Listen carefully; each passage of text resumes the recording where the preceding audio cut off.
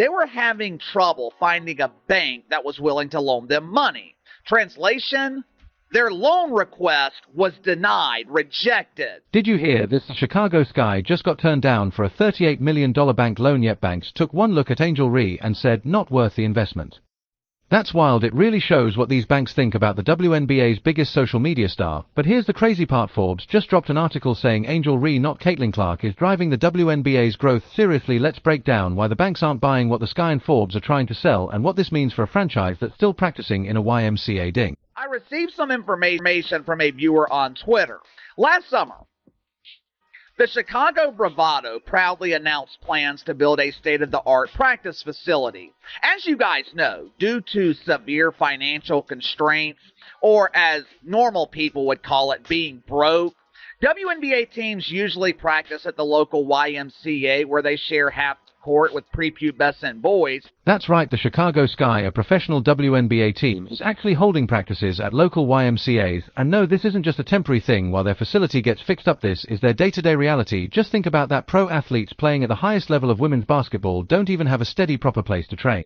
BT is booked for the day. Practices are often moved to the driveway of unsuspecting neighbors who aren't home because they're working. The Chicago Sky, a professional WNBA team with star power like Angel Reese, is practicing in local YMCAs and high school gyms. They often have to share space with community programs and kids camps. Sometimes they even keep their training locations secret out of embarrassment. Just imagine that elite athletes waiting for a youth league to finish so they can use the court training in gyms with no locker rooms, no recovery equipment, and no consistent court standards. This isn't some short-term fix-its.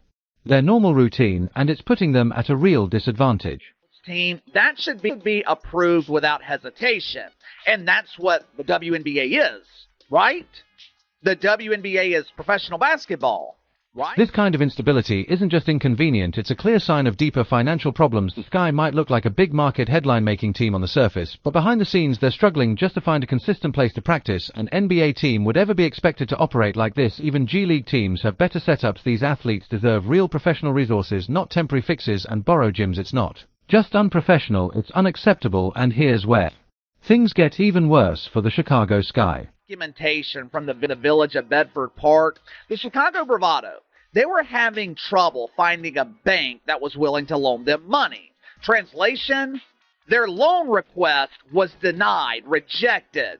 So they went to the city council in Bedford Park, begging them to front the money for the facility. Not only did they want the taxpayers to front the money, they also wanted the loan to be... Faced with such poor practice conditions, the team made what seemed like an obvious move. They went after a $38 million loan to build a top-tier practice facility, and this wasn't going to be just any gym. We're talking about a custom-built WNBA performance center, over 40,000 square feet, designed specifically for the team and staff. The plan was ambitious: break ground this fall and finish construction by December 2025. In Bedford Park, it was supposed to be a major step forward for the franchise. And like, they're now just in a situation where it's going to happen. Like, they're looking for, they can't get a loan, they're looking for the city to approve it, and it looks like the city are going to approve it.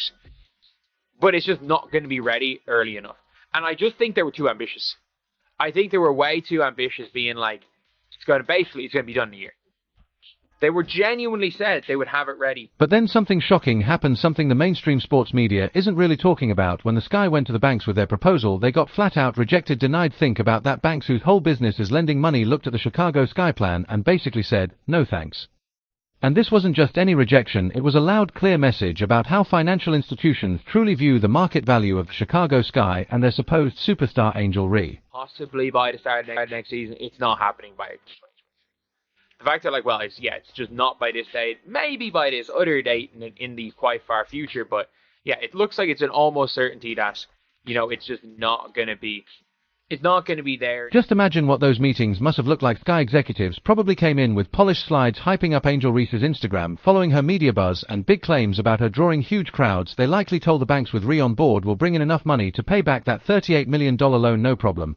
But the banks weren't buying it. Let's put this in perspective. $38 million might sound like a lot to us, but in pro sports, that's pocket change. Some individual NBA players earn that much in just a season or two.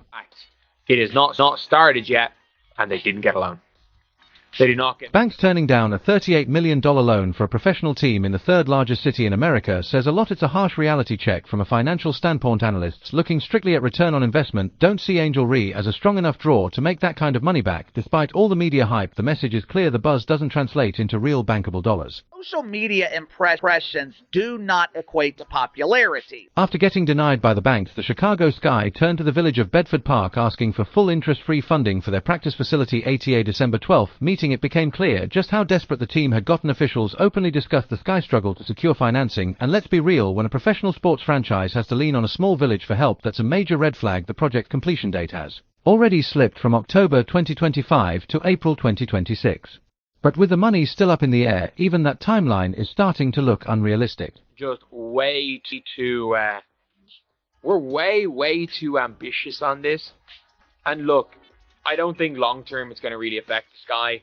The on-the-court stuff is mainly what's going to affect. What's most revealing here is the huge gap between Angel Reese's media image and her actual financial impact. While headlines keep calling her the face of the WNBA's growth, banks who deal in hard numbers, not Instagram likes, aren't convinced. They looked at real data: attendance, merchandise sales, revenue forecasts, and when it came to the Chicago Sky, the numbers just didn't back up the hype in their eyes. The return on a $38 million investment wasn't there. This whole situation exposes a key truth in pro sports: social media buzz doesn't guarantee real revenue. Financial institutions don't care about clout, they care about cash. And when you pair the bank's rejection with the Sky's sudden shift to asking a small village for funding, it raises serious questions. If Angel Reese's star power was truly as bankable as the media claims, the team wouldn't be out here scrambling for public money. Bottom line, the numbers just don't match the narrative. Finding places to practice, the Bravado decided that they would build a state-of-the-art practice facility. But there was just one problem, one tiny problem.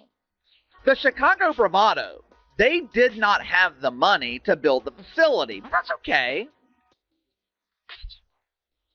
Since the WNBA is used to receiving sympathy money, since the WNBA believes they're entitled to money they haven't earned, they figured they could just go down to the sympathy bank and... Social media impressions do not equate to popularity. For context, it's important to note that the $38 million wasn't for a massive arena, it was just for a practice facility. Many college programs have training facilities that cost as much or even more. The fact that banks wouldn't fund this relatively modest project, especially by professional sports standards, speaks volumes about how they view the Chicago Sky revenue potential. It's a clear signal that they don't see a solid financial return on the investment, even for something as basic as a practice space.